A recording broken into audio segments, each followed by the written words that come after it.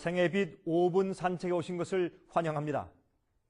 예수께서 십자가에 돌아가신 후 예수님을 따르던 사람들은 크게 실망하게 되었죠. 그들은 크게 실수한 줄로 알았을 것입니다. 그들의 희망이 완전히 사라진 것처럼 보였을 것입니다. 그렇게 기대하던 메시아가 그만 죽고 말았습니다. 십자가에 못 박히고 말았습니다. 하지만 그 예수께서 무덤에서 승리자로 걸어 나오시고 죽음을 정복하셨습니다. 부활했습니다. 더 이상 우리가 죽음을 두려워할 필요가 없이 되어버렸습니다. 이제는 주님이 살아나신 주님이 된 것입니다. 무덤에 계신 분이 아니라 부활하신 주님이 된 것입니다. 여러분, 그래서 그들이 성경을 다시 읽어보니까 그들이 메시아의 사명에 대해서 오해한 것이 아니었겠습니까? 예수님께서 왕으로 오시는 것이 아니라 우리의 죄를 위해서 죽으실 고난의 주로 오시는 예언을 그들이 드디어 이해하게 되었습니다.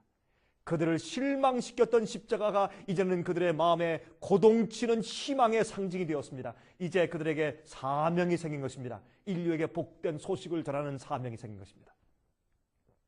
예수께서 이렇게 부활하신 후에 속히 하늘에 가시기 원했지만은 40일 동안 더 머무시면서 이 땅에서 당신의 제자들을 가르치셨습니다. 하나님의 사랑에 대해서 가르쳤습니다. 부활하신 주님과 친숙해지도록 하기 위해서 주님께서 더 머물러서 그들과 함께 시간을 보냈습니다. 그런데 42일 이후에 하루는 감람산 위에서 예수님과 그들이 이야기하는 도중에 예수님께서 승천하시기 시작했습니다. 점점 발이 둥둥 떠서 올라가기 시작했습니다. 로켓의 발사대는 없었지만 서서히 예수님께서 하늘로 올라가시는 것이 아닙니까? 쳐다보는 그들에게 예수께서 다시 오신다고 약속하십니다.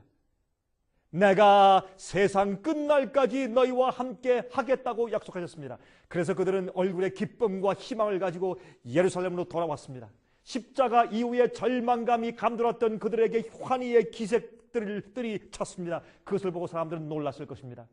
여러분, 고린도전서 15장 3절부터 8절까지 말씀했습니다. 내가 받은 것을 먼저 너에게 전하였노니 이는 성경대로 그리스도께서 우리 죄를 위하여 죽으시고 장사 지낸 바 되었다가 성경대로 사흘 만에 살아나사 게바에게 보이시고 후에 12 제자에게와 그 후에 500여 형제에게 일시에 보이셨나니 그 중에 지금까지 태반이나 살아있고 어떤 이는 잠들었으며 그 후에 야고보에게 보이셨으며 그 후에 모든 사도에게 맨 나중에 만삭되지 못하여 난 자 같은 내게도 보이셨느니라 라고 말씀했습니다. 그런데 여기에 한 가지 꼭 알아야 할 것이 있습니다. 그날 그들에게, 아니 모든 인류에게 하늘의 창문이 열려버렸습니다. 예수님의 부활과 승천 이후에 지금까지 하늘은 그저 먼 우주 어떤 한 구석에 있는 것으로 알았지만 예수님께서 부활하시고 승천하신 다음에 하늘이 분명해졌습니다.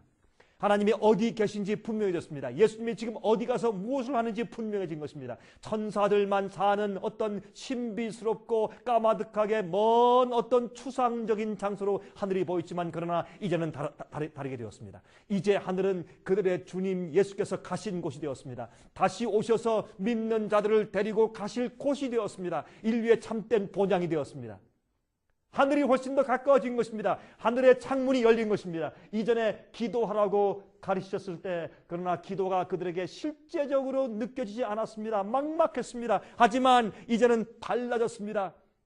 그렇게 사랑하는 주님께서 계신 곳이 되었습니다. 기도할 때 주님 주여라고 기도할 때 실제적으로 예수 그리스도의 이름으로 기도하는 것입니다. 자기들과 3년 반 동안 같이 지내시던 예수께서 그분이 계신 곳이 하늘이 되었습니다. 그래서 그때부터 하늘의 창문이 열렸습니다. 우리가 기도할 때도 우리가 어디를 향해서 누굴 향해서 기도하는지를 아는 것입니다. 하늘의 창문이 여러분들에게 열려 있습니다.